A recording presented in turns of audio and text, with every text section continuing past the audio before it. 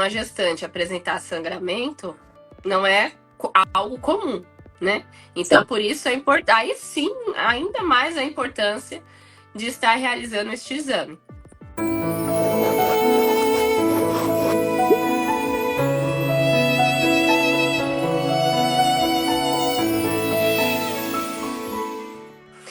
Então vamos lá, doutora Clarissa, vamos iniciar a nossa live.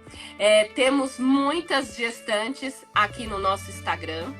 Então eu venho com esse conteúdo riquíssimo aqui, por quê? Porque eu sei que muitas gestantes não têm acesso a tantas informações assim. Existem muitos assuntos sobre o tema da live de hoje, que qual é o tema, né? Quantas vezes devo fazer o ultrassom na gravidez? Então, vamos lá para a primeira pergunta. Eu gostaria de dar alguma palavrinha antes, doutora?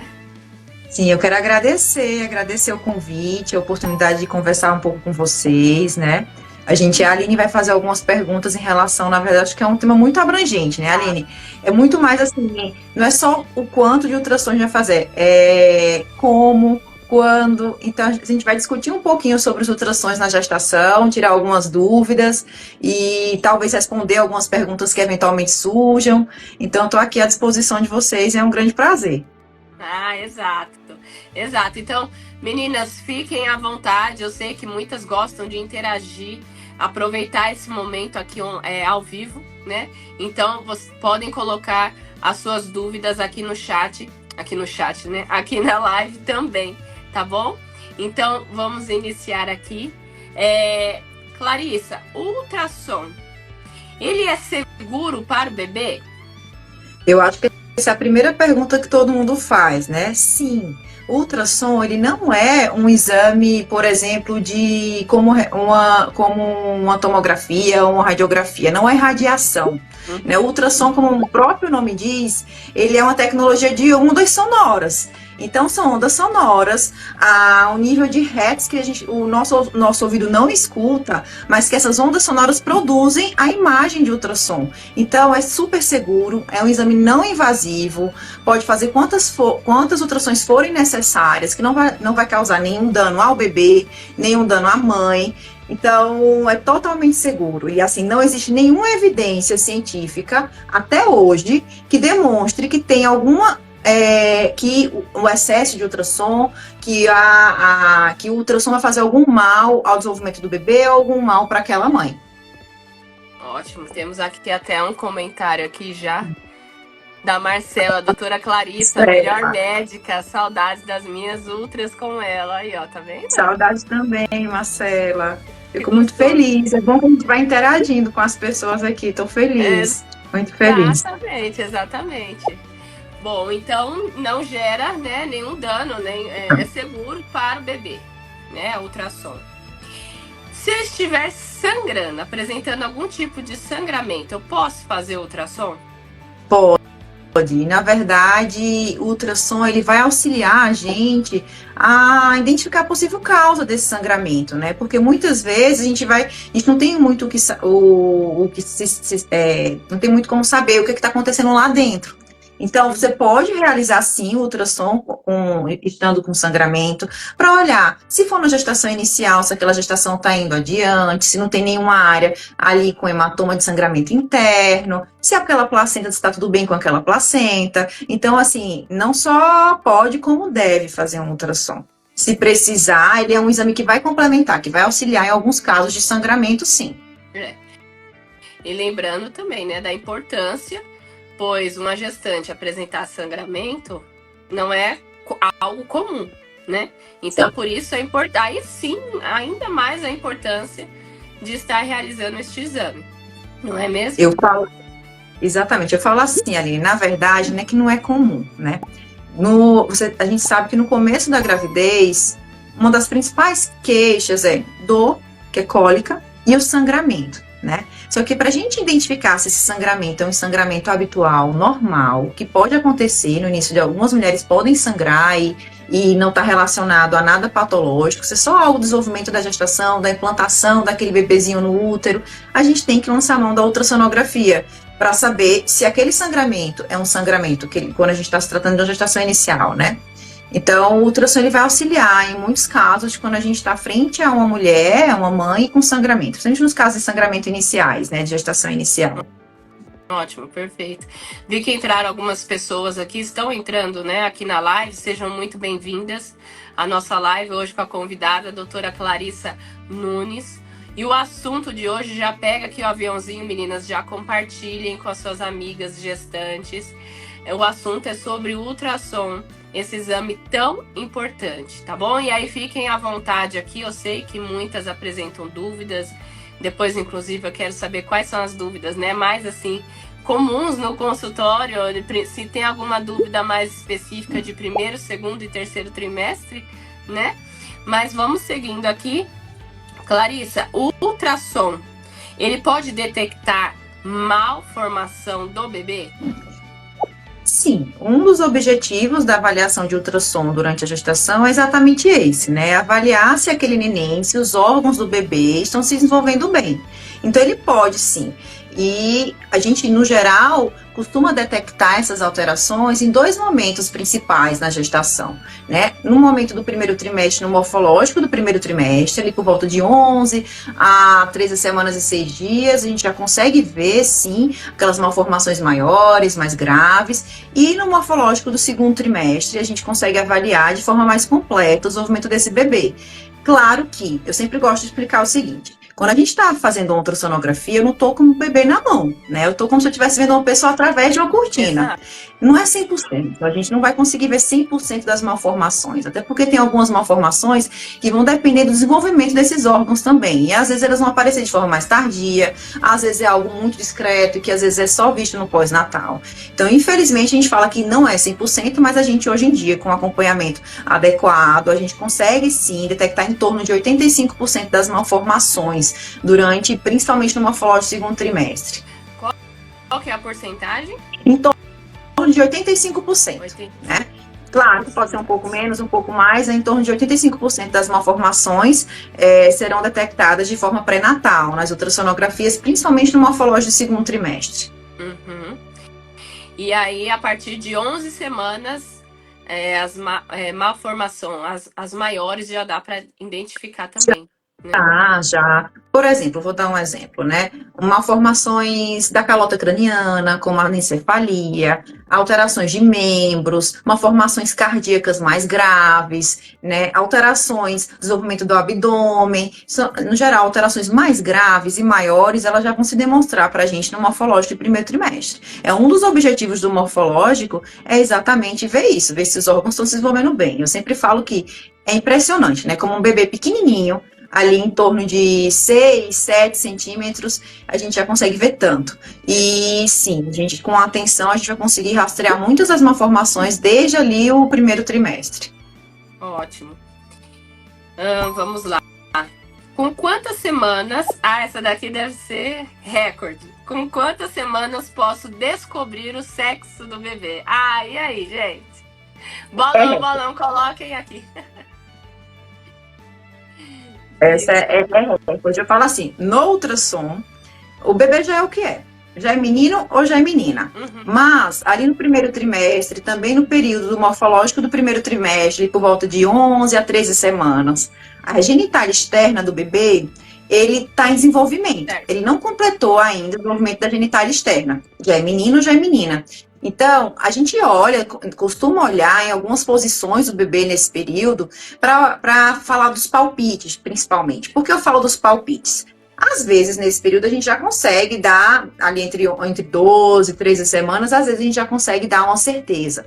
Mas é um período que a gente ainda pode gerar dúvida, a gente ainda pode se enganar, porque a gente tem um menininho, às vezes, pode ter um falo não tão muito proeminente, a menina pode ter ali os pequenos lábios ainda mais proeminentes, parecer um falo. Então, a gente pode confundir ainda no ultrassom, ali no morfológico do primeiro trimestre. Mas ali por volta de 16 semanas, a genitália externa do bebê já completou o seu desenvolvimento. Então, é mais fácil a gente, no ultrassom, dar 100% de certeza nesse período. Claro que tem aqueles bebês que ficam danadinhos e que ficam em posições difíceis, porque o ultrassom, ele depende da posição do bebê.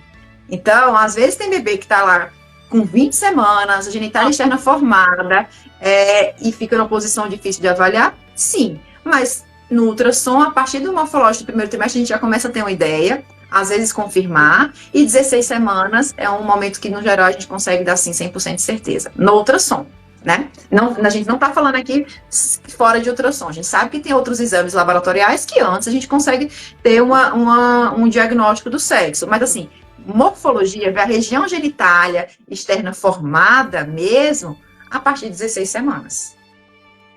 Boa noite, aqui colocando aqui, boa noite, aí lá, seja muito bem-vinda. Bom, então, controlar a ansiedade, né, 16 semanas para descobrir o sexo do bebê. E aproveitando essa questão de descobrir o sexo, Clarissa, na sua experiência, assim, qual foi o bebê, assim, quanto tempo tinha, quantas semanas que foi assim, esse foi recorde, esse foi difícil, com quantas semanas? Que foram acompanhamentos comigo, eu já tive bebê que fiz morfológico no primeiro trimestre, não consegui ver. Veio ali por volta de 16, 17 semanas, estava de costas e não consegui ver. Voltou no morfológico segundo trimestre, pedi para a mãe andar, comer, tossir, passei várias na frente, voltou, vi no morfológico. Então, para mim, no geral, o morfológico segundo trimestre é um momento que, assim, mesmo que eu não consiga ver naquele momento, eu vou mandar ela sair um pouco, ela tomar uma água, para dar o bebê virar e a gente conseguir ver. Às vezes, o que acontece também tem algumas condições, tá, Aline? Isso não é o geral. Tem algumas condições que dificultam a gente avaliar. Por exemplo, os bebês gemelares, mas os bebês que ficam em posições mal posicionados por algum motivo da formação daquele útero, mas isso é muito mais raro, né? No geral, a gente consegue ver. No geral, eu falo que eu sou bem conservadora. No geral, no primeiro trimestre, a gente já consegue, ficando numa posição boa, a gente já dá uma boa acertada no sexo. Ó, as meninas estão interagindo aqui. Deixa eu ver aqui. A Andrea colocou: o do meu primeiro filho só conseguimos ver com 24 semanas. Nossa, tá vendo? E a Mariana colocou: se 16, essa é uma dúvida, né, doutora? 16 semanas, são quantos meses? São 4 meses? Olha, a gente fala que ultrassom, isso é uma coisa que todo mundo pergunta, né? Meses e semanas. Falo que um mês na vida de um bebê, na vida de um feto, é muita coisa. Então, a gente não costuma contar por mês, né? A gente conta por semanas. Porém, a gente tem um mês que pode ter 4 semanas, como a gente tem meses que podem ter até 5 semamas. Sim. Então, se a gente for considerar 16 semanas, aquele bebê ele vai estar em torno do quarto mês, sim, né? Sim, perfeito. E aí, doutora, tem aquela... Eu não tenho essa pergunta aqui. A importância do ultrassom, né? Porque o obstetra, ele pergunta na consulta qual foi a data da última menstruação.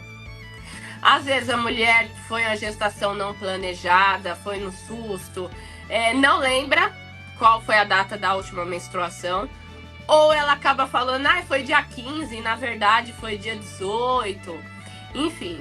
E aí o obstetra pede a realização do exame do ultrassom.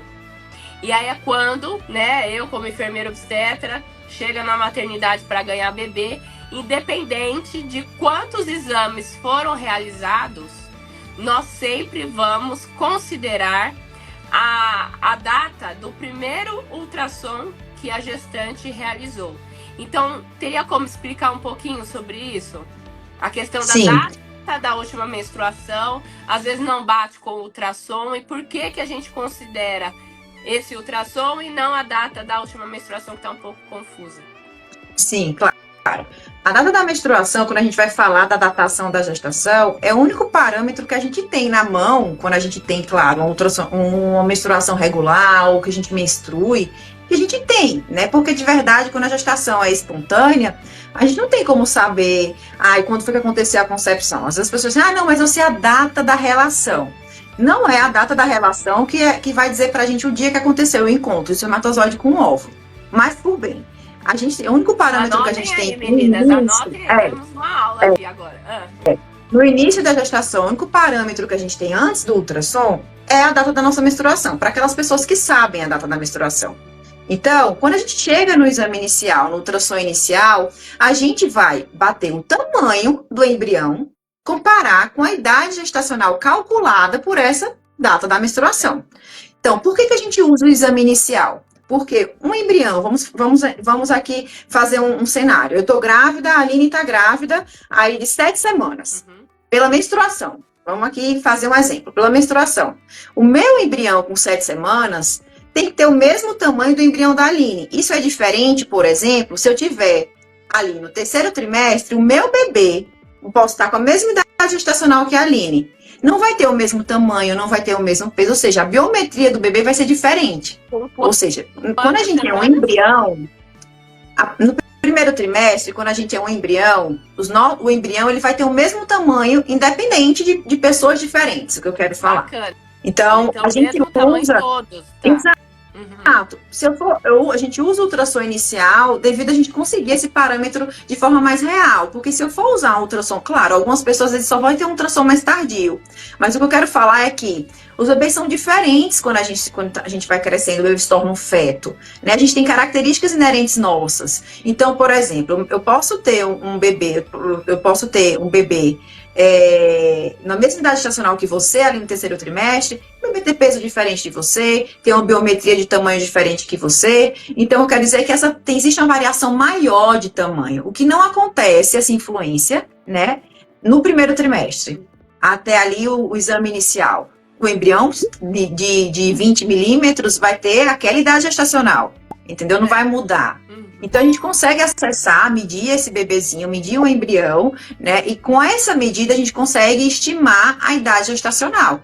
E a gente consegue fazer nessa medida, ver a data da menstruação e ver se tem muita diferença ou não em relação à data da menstruação e o tamanho do embrião. Se não tiver grandes diferenças, e isso vai variar muito da idade gestacional que a gente faz, a gente vai considerar a data da menstruação, né? Para estimar essa idade gestacional. Mas se tiver uma diferença de dias, aí por volta de 5 a 7 dias de diferença, provavelmente a gente vai usar a data do primeiro ultrassom. Pode parecer um pouco confuso, mas resumindo isso, a gente usa o primeiro ultrassom porque a gente tem acesso a um bebê pequenininho e que, de fácil medida, a gente mede da cabeça do bebê até o bumbum do bebê, a gente consegue ver o bebê inteiro, né? Então, a gente vai conseguir, através dessa medida, conseguir estimar a idade gestacional. Isso é diferente de um bebê maior. Um bebê maior eu não vou conseguir colocar na tela o bebê inteiro, medir o bebê de uma forma inteira. Isso no 1º trimestre a gente vai conseguir. Então, a diferença de medida, de erros de medida, que pode acontecer, claro, numa avaliação de ultrassom, é muito pequena no ultrassom inicial. E Clarice, uma dúvida, já que nós estamos falando, né, do ultrassom e da data da última menstruação. Quando eu perguntava isso na maternidade, algumas pacientes gestantes apresentavam a dúvida. Qual era a dúvida? Quando pergunta qual é a data da última menstruação, seria... Gente, se vocês tiverem dúvida, coloquem aqui, hein? Quando é a data da última menstruação? É a última data que desceu pela última vez, então o primeiro dia, ou eu tenho que, por exemplo, o ciclo de 5, 7 dias, eu tenho que falar o último dia, literalmente, que desceu. Não, é o primeiro dia. Entendi. É o primeiro dia de sangramento. É o dia que começou. Perfeito, porque algumas acham que, como fala, data da última menstruação, aí acho que é o último dia que apresentou algum tipo de sangramento. Então é o último. Acho que é quando terminou, né? Acho que é quando terminou aquele período de sangramento. Não. Não é quando terminou, é quando começa. É o primeiro dia que sangrou. Não, perfeito. Gente, muito obrigada aqui por todos, né, que acenaram aqui para nós, que participaram da nossa live. Sim. Espero realmente ter levado tenho certeza, muitas informações aí para tantas famílias, para tantas gestantes. Tá bom? Então encerro aqui. Bom descanso merecido a todos, inclusive a doutora Clarissa. Grande beijo, muito obrigada. Que agradeço. Obrigada. Boa noite a todo mundo. Boa noite. Tchau, tchau.